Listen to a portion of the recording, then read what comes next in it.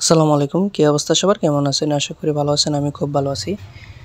গত ভিডিওতে আপনারা দেখেছেন আমার মুরগির H5 এর একটু প্রবলেম ছিল। যার কারণে আমার H5 ভ্যাকসিন করাটা খুব জরুরি হয়ে পড়ে। তাই আমি বেশি বিলম্ব না করে অতি দ্রুত একটা H5 ভ্যাকসিন নিয়ে আসি। বার্ড ফ্লুর একটু লক্ষণ দেখা যাওয়ার কারণে পূর্বে আমার কিছু মুরগি মারা গেছে। সেটা আসলে মূলত ধরতে পারতেছিলাম না যে কী কারণে মুরগিগুলো মারা যাইতেছিল। তারপরে আমি আসলে কোনো দিশকুল না পেয়ে হঠাৎ করে আমি চিন্তা করি যে আমি মুরগির ব্লাড এবং কি পানি, খাদ্য এসব মানে ডিম এগুলো সবগুলো পরীক্ষা করে দেখব যে আসলে কোথাও সমস্যাটা আছে। সর্বশেষে আমি সবগুলো নিয়ে যাওয়ার পরে আমি শুধু ব্লাড টেস্টটা প্রথমে দেই যে আসলে ব্লাডে দেখব যে প্রথমে ব্লাডে কোনো প্রবলেম আছে কিনা সেটা দেখার পরে যদি ব্লাডে কোনো প্রবলেম না পাই তারপরে অন্য কোনো দেবো।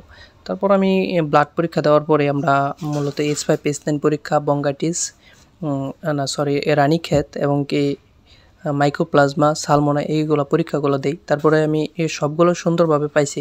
H5 এর টাইটারটা কম পাইছি, H9 এর টাইটার খুব ভালো পাইছি, রানীক্ষেতের টাইটার ভালো পাইছি, সালমোনা একটু পজিটিভ আছে, মাইকোপ্লাজমে নর্মাল।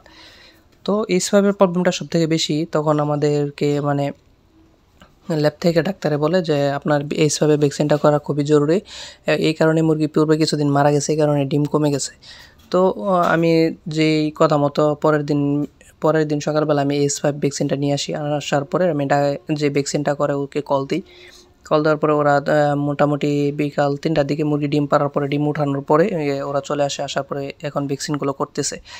এখন এই ভ্যাকসিনটা করার পরে আমাকে কিছু ওষুধ দেওয়া হয়েছে। সেটা হচ্ছে ২টা, একটা অ্যান্টিবায়োটিক, একটা প্রোবায়োটিক, ২টা ওষুধ দিছে। অ্যান্টিবায়োটিকটি সালমোনা এবং কি যে মুরগিগুলো মারা গেছে সেই জন্য দেওয়া হয়েছে। আর প্রোবায়োটিকটা দেওয়া হয়েছে মুরগির খাবার এবং পানি যেন রুচিটা বাড়ে, মুরগির খাবার দাবার ঠিক মতন খায়, অ্যান্টিবডিগুলো ভালো থাকে।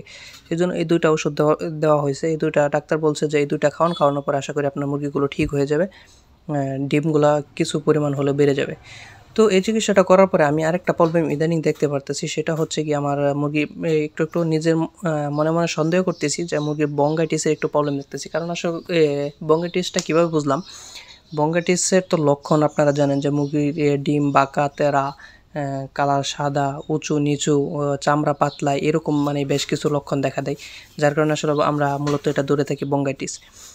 তো বঙ্গাইটিসটা মনে হয় একটু প্রবলেম আছে। তো আমি এই চিকিৎসাটা শেষ হওয়ার পরে আমি ১ সপ্তাহ গ্যাপ দেওয়ার পরে আমি বঙ্গাইটিসের একটা IV4 ভ্যাকসিনটা করব। আমার যেহেতু ১২০০ এই সাইডে ১২০০ মুরগি আছে, সেক্ষেত্রে আমার অবশ্যই ২৫০০ ডোজ করা লাগবে।